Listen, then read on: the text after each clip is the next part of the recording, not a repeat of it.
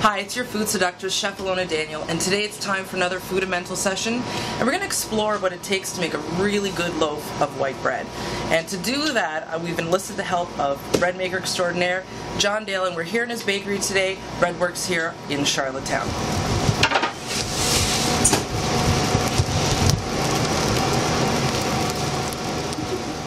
Alright, so we're going to make a basic white loaf. And so I see we've got a scale. I know when I like to make bread, if I'm doing bigger batches or multiple batches, I like to use a scale. And so what do you think is the benefit for using a digital scale as opposed to just measuring with cups?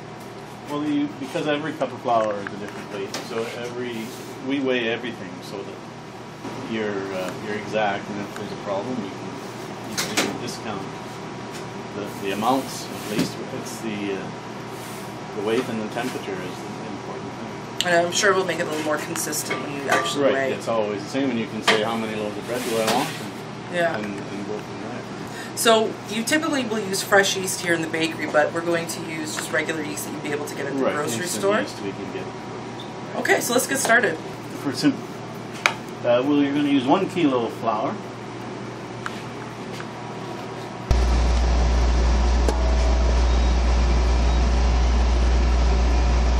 Also using the weights and so on. I know everybody says, oh, my grandmother just threw it all together. Mm-hmm. But it's always different. Right, yeah. Yeah. So we're also going to take the temperature of the water. Well, one of the things I kind of like to think when I look at how warm should my water be, I kind of think like a nice warm bath kind of thing, that temperature. Yeah. So around there, but so 75 degrees is what you're looking for. So it's 2% of the flour weight is the salt, so 20 grams of salt. Calls for 1 1/8 teaspoon. And you're using instant yeast. This is the instant yeast. Yeah. So you don't have to worry about putting it into the water. Right. You just put it right into the dough. So that's a good time saver. So now 650 water.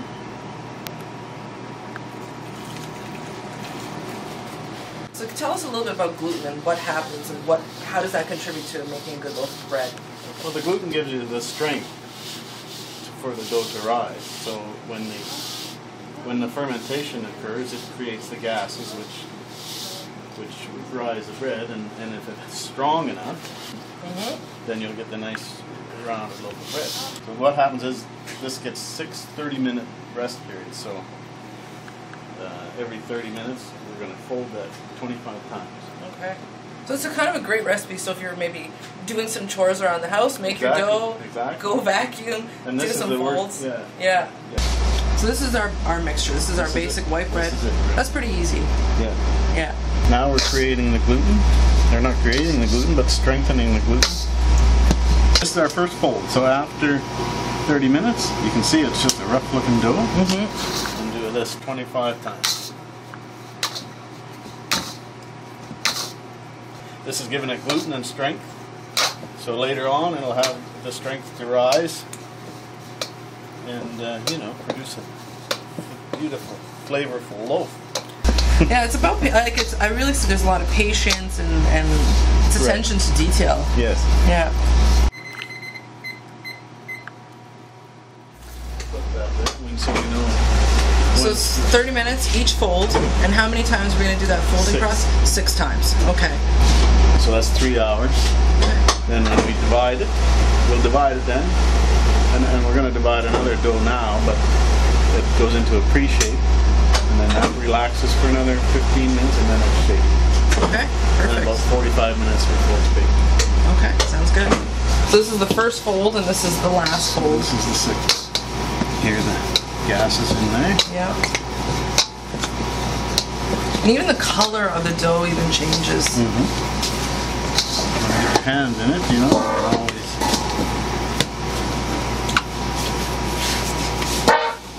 Right, the bread is ready to be baked now, so here we go. We're going to transfer it from here to our loading boards. So the batch of dough that we made, the kilo of flour that we used, how many loaves do you think we could make out of that at home? What would be the best? 3 of those. 3, okay. And it's twofold, right? So it lets out some of the gases. Right, and it also, you know, there's the crumb inside will change. If you didn't slash them, it'd be a tighter crumb. This way you get more of an open crumb. Give it some steam.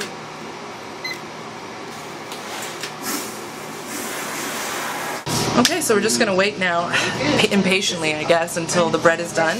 About 20 minutes or so, and I'm just going to enjoy the smell of all the good bakery goodness.